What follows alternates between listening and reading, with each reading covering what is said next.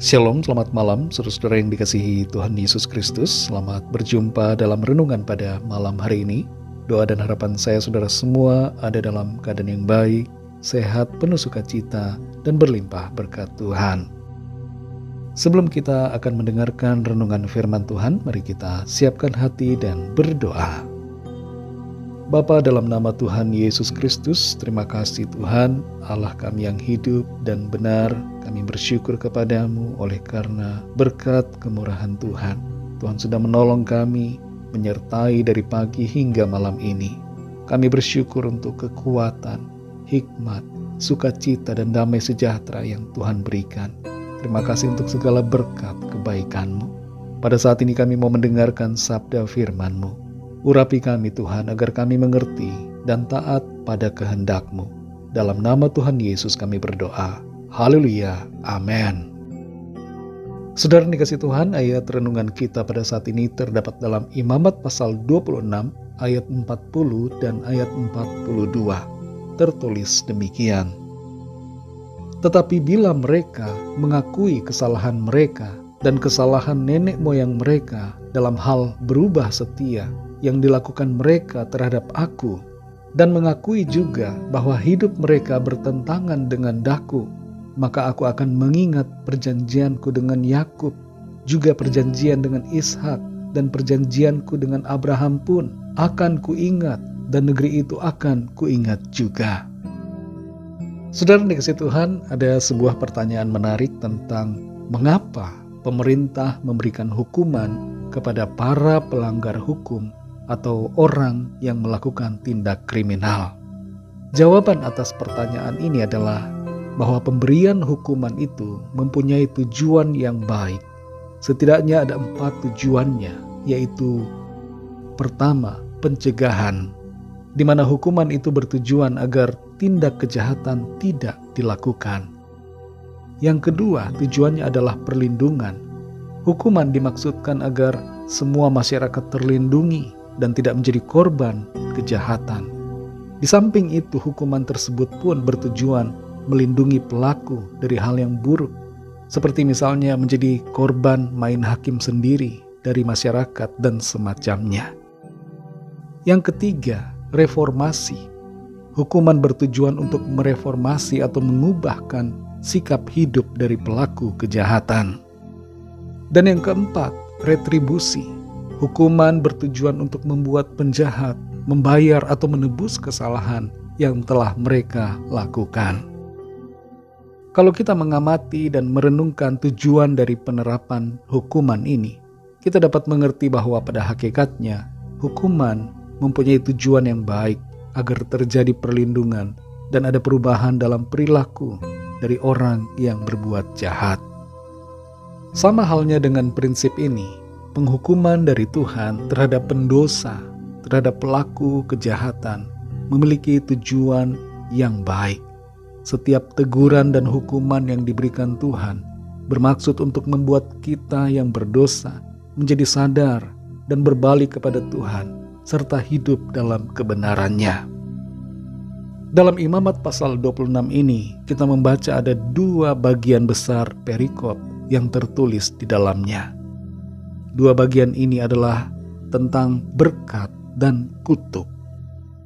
Berkat disediakan bagi orang yang taat melakukan perintah Tuhan, dan kutuk tersedia bagi yang tidak taat dan yang memberontak terhadap firman-Nya. Kalau kita memahami isi hati Tuhan, maka kita mengerti bahwa sebenarnya rancangan Tuhan buat kita manusia adalah rancangan berkat, bukan kutuk. Tuhan mau memberkati dan memelihara hidup kita. Tuhan mau melimpahkan sukacita, kebahagiaan dalam kehidupan kita. Tapi yang jadi masalah adalah manusia tidak taat dan memberontak. Maka dari itu bukan berkat yang didapat, tapi kutuk yang menimpa.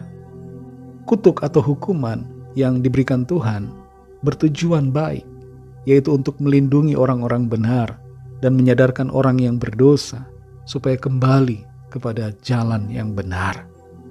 Khusus dalam Imamat 26 ayat 40 dan 42 ini, terdapat suatu harapan akan pengampunan dan pemulihan dari Tuhan yang disediakan bagi orang-orang berdosa yang mau bertobat. Dikatakan di sini bahwa bila mereka mengakui kesalahan mereka, maka aku akan mengingat perjanjianku.